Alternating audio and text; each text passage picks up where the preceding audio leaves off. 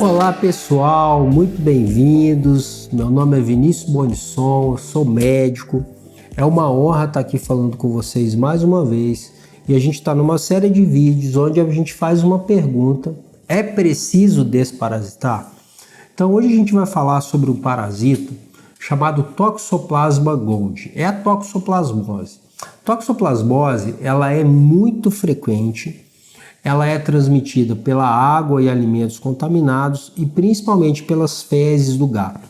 Aliás, os felinos, né, são os únicos animais que o parasita consegue completar o seu ciclo de vida e ele se espalha no ambiente e vai infectando pessoas. Então eu posso ter algumas formas de toxoplasmose. A mais grave e a mais devastadora é a transmitida da mãe para o feto.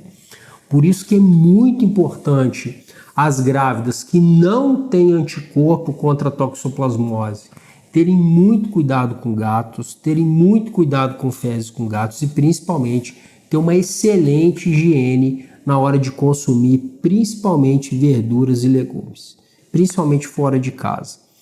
Há profissionais que inclusive falam para a grávida assim, não come verdura e legume nessa fase por conta do medo da toxoplasmose. Complicado, né? Porque o ácido fólico, que chama esse nome fólico, porque vem das folhas, folato, ele é extremamente importante para o desenvolvimento do sistema nervoso do feto. Então, eu acho muito mais inteligente a gente ter uma excelente higiene na hora de consumir as verduras e consumir as verduras em casa. Então, eu posso ter uma forma totalmente assintomática de toxoplasmose. Tá? Geralmente quem é imunocompetente, tem um sistema imunológico eficiente, não sente nada. Pega a doença assintomática.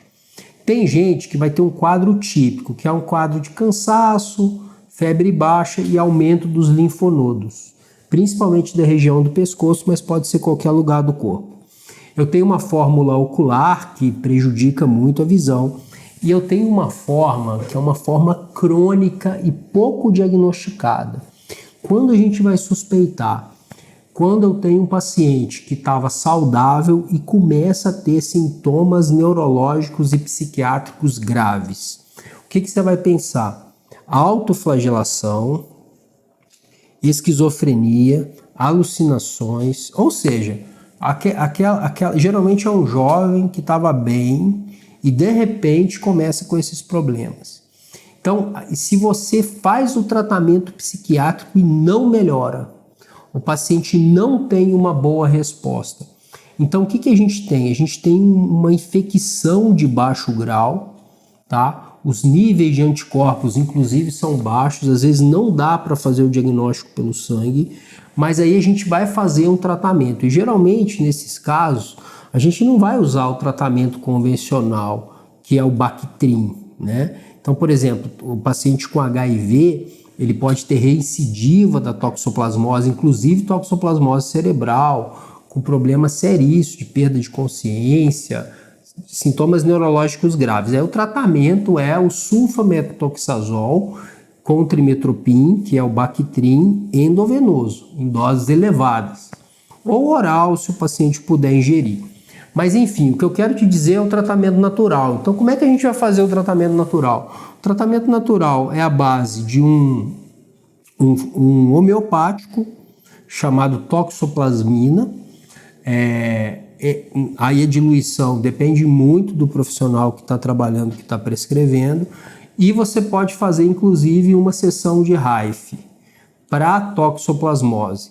O RAIF é controverso, mas o fato é, eu tenho visto alguns relatos na literatura, alguns relatos médicos, até mesmo em curso. O próprio Laí Ribeiro tem uma casuística legal sobre isso, de pacientes que estavam literalmente ou presos em instituições psiquiátricas, cadeias psiquiátricas mesmo, totalmente agressivos, sem nenhum tipo de qualidade de vida, vivendo literalmente presos e sendo medicados com muitos medicamentos psiquiátricos, sem uma boa resposta ao tratamento, que foram tratados para a toxoplasmose e melhoraram.